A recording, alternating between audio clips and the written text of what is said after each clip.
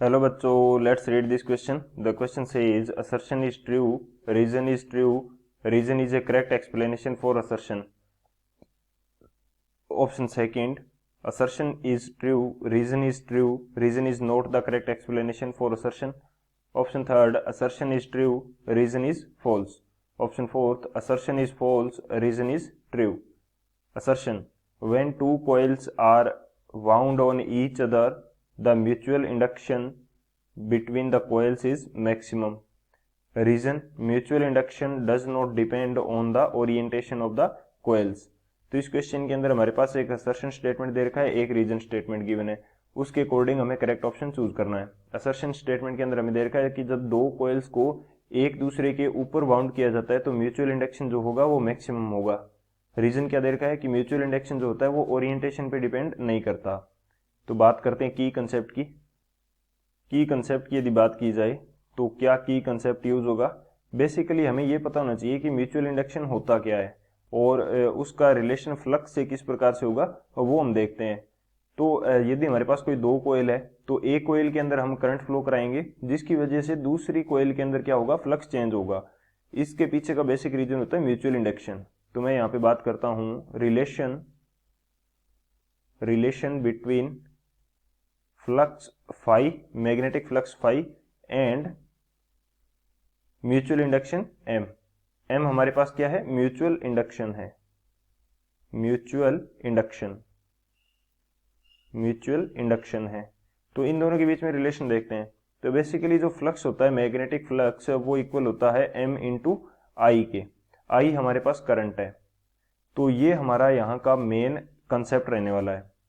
तो इसकी कंसेप्ट की हेल्प से हम लोग इस क्वेश्चन को सॉल्व करते हैं. अब यदि बात की जाए सॉल्यूशन की तो अकॉर्डिंग टू द हमारे पास जो फॉर्मूला है उसके अकॉर्डिंग हम देखें तो म्यूचुअल इंडक्शन जो है, क्योंकि करंट की वैल्यू तो कांस्टेंट रहने वाली है, जो करंट हम एक कोयल के अंदर देंगे वो करंट की वैल्यू क्या रहेगी, कांस्टेंट रहेगी. यदि मैं यहाँ पे बात करता हूँ कि ये मेरे पास दो कोयल्स हैं, ठीक है, दो इंडक्टर है मेरे पास. इसके अंदर एक के अंदर मैं करंट देता हूं इसको, और तो दूसरी के अंदर क्या होता है, फ्लक्स चेंज होता है. तो ये होता है म्यूचुअल इंडक्शन के कारण, ठीक है. तो यहाँ पे जो करंट दिया है उसकी वैल्यू तो सेम है हमारे पास. तो जो म्यूचुअल इंडक्शन होगा एम, वो डायरेक्टली प्रोपोर्शनल होगा फाई के. फाई हमारे पास क्या है, फ्लक्स है. तो यदि हमारे पास जो कोयल्स हैं उनका ओरिएंटेशन इस प्रकार का है कि उनके अंदर जो फ्लक्स लिंकेज है वो मैक्सिमम हो रही है, तो हमें म्यूचुअल इंडक्शन भी कितना मिलेगा, मैक्सिमम मिलेगा. इफ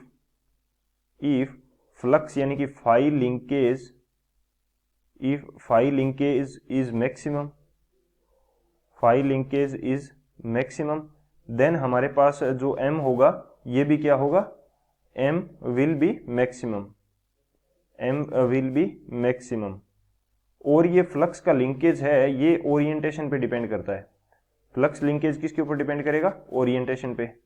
तो मैं यहाँ पे स्टेटमेंट के रूप में लिख भी देता हूं कि फ्लक्स लिंकेज जो है, flux linkage will depend on orientation, depend on orientation.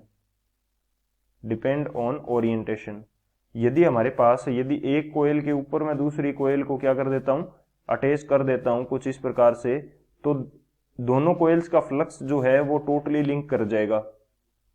Totally link, flux क्या करेगा, टोटली लिंक करेगा. एक से जो फ्लक्स जनरेट होगा, जो मैग्नेटिक फील्ड लाइंस किसी पर्टिकुलर एरिया से जाएगी वो दूसरे में से पास आउट करेगी, तो दोनों का फ्लक्स लिंक कर गया. तो यहाँ पे हमें म्यूचुअल इंडक्शन क्या मिलेगा, एम जो है वो हमारा मैक्सिमम मिल जाएगा. एम हमारा मैक्सिमम मिल जाएगा. तो जो हमारा असर्शन स्टेटमेंट जो है वो तो हमारा करेक्ट है. रीजन स्टेटमेंट जो है वो हमारा इनकरेक्ट है, क्योंकि फ्लक्स की लिंकेज किसके कारण होगी, ओरिएंटेशन के कारण होगी. लेकिन हमें क्या बोल रखा है कि ये जो म्यूचुअल इंडक्शन है ये कोयल्स के ओरिएंटेशन पे डिपेंड नहीं करता. तो रीजन हमारा इनकरेक्ट हो जाएगा, असर्शन हमारा करेक्ट होगा. तो कौन सा ऑप्शन करेक्ट हो जाएगा, जो थर्ड ऑप्शन है हमारा, assertion is true, reason is false, ये हमारा करेक्ट हो जाएगा. So option third is the final answer. I hope you understood it well. Best of luck. Thank you.